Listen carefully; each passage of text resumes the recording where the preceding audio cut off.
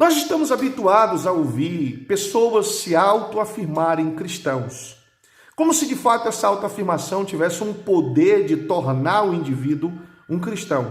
E o que vem a ser um genuíno cristão? Nesse vídeo nós vamos ver exatamente sobre isso, o que é um genuíno cristão. Por isso eu já quero pedir que você não saia daí, fica até o final conosco, tá bom?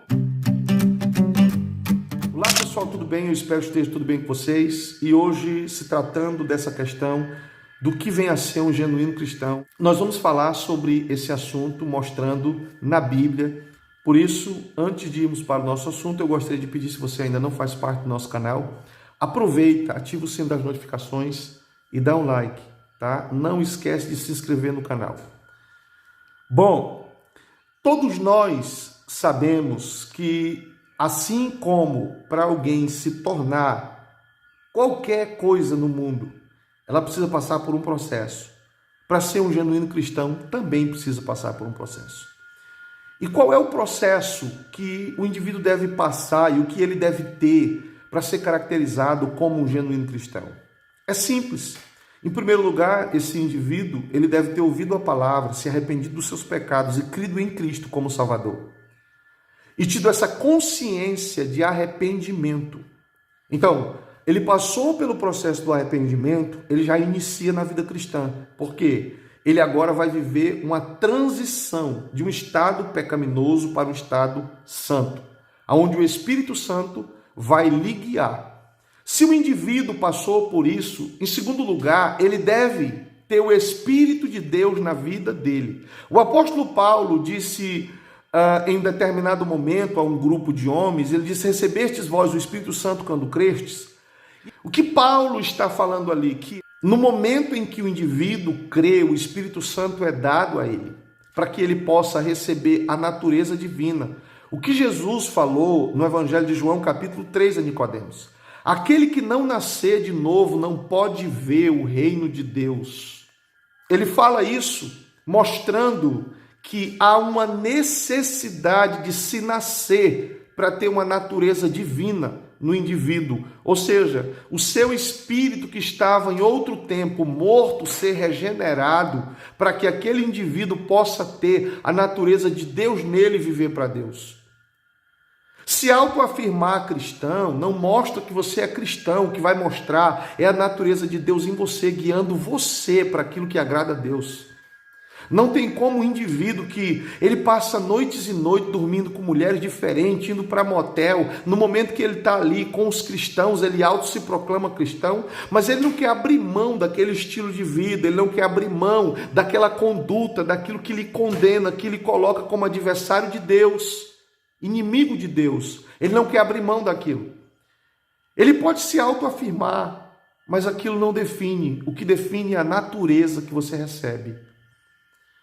A ovelha é caracterizada como ovelha pela sua natureza. Então, o cristão, ele tem a natureza de Deus nele. No momento que ele se arrepende, essa natureza é dada pelo Espírito Santo de Deus. Paulo, escrevendo aos Gálatas, ele diz o seguinte, que há uma luta entre a carne e o Espírito. E um luta contra o outro para não fazer aquilo que quer fazer, ou seja, o Espírito luta contra a carne para prevalecer a vontade de Deus e a carne luta contra o Espírito para prevalecer a vontade da alma. E assim há uma guerra quando se tem o Espírito de Deus.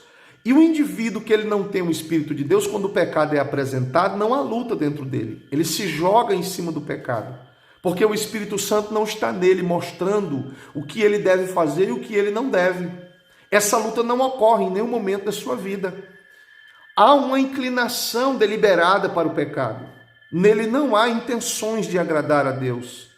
Paulo já fala isso no capítulo 8 do livro de Romanos.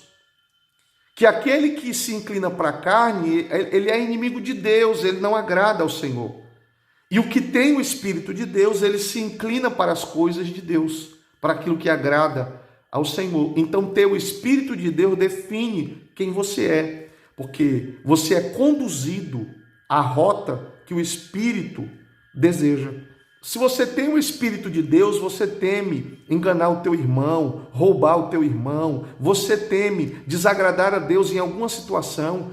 há um temor em você para não desagradar a Deus. Se você não tem o Espírito de Deus, isso não existe. Você faz tudo que dá na cabeça.